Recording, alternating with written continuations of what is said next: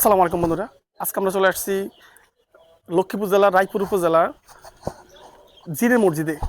আমরা এখন জিনে মসজিদের ছাদে আছি এবং এই জিনে মসজিদে সবচেয়ে আকর্ষণ হলো যে এই জিনে মসজিদটি 3টি গম্বুজ বেষ্টিত।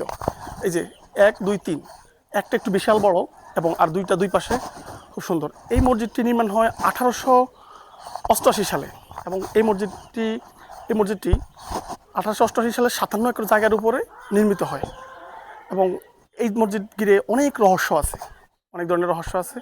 এই মসজিদের এই 3টি গম্বুজ, অনেকের কথা রহস্য এরকম যে অনেকে বলছে যে এই মসজিদটি নাকি জিনেরা এক রাতে তৈরি করছে। জিনের মসজিদের তলদেশে 25 ফুট গভীরে একটা ইবাদতখানা আছে, ধ্যানমগ্ন থাকতো। আসলে আমরা গর্তটা দেখি। বাবা একটু জায়গা দিও তো। বন্ধুরা, এখানে অনেক অনেক গভীর এবং এটা ধ্যানমগ্ন থাকতো, এখানে ইবাদতখানা করতো যিনি এটার প্রতিষ্ঠাতা। দেখুন, খুব অন্ধকার এবং অনেক গভীর। এখানে বর্তমানে এটাতে পানি প্রচুর পরিমাণে এবং ওই যে ভিতরের দিকে আরও জায়গা আসলে অন্ধকার, তো তাই হয়তো ওইভাবে বোঝা যাবে না, তবে এটা খুব ইবাদতখানা। এই মসজিদটি মূলত দিল্লির শাহিজামা মসজিদ আদলে তৈরি। দেখা হতে আছে মসজিদে শত শত মুসল্লিরা নামাজ পড়ে। মাশাআল্লাহ, খুব সুন্দর পরিপাটি। উপরের দিকে একটু গম্বুজগুলো দেখিয়ে দাও সুন্দর মতো। এই মসজিদে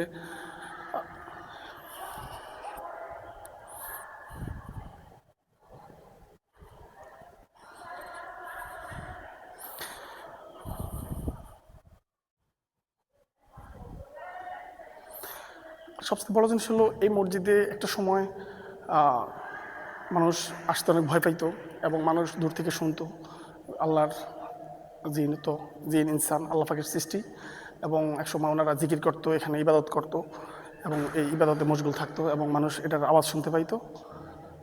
তো আসলে আল্লাহর অশেষ রহমত যে আমাদের বাংলাদেশে এত বড়। তো এই মসজিদের নাম মূলত পরবর্তীতে রাখা হয়েছে, আসলে 130 বছর পূর্বে এটা রাখা হয়েছিল জামে আবদুল্লাহ। জামে সভাপতি অনুরোধ থাকলো, সবাই আসবেন। আল্লাহ হাফেজ, আসসালামু আলাইকুম।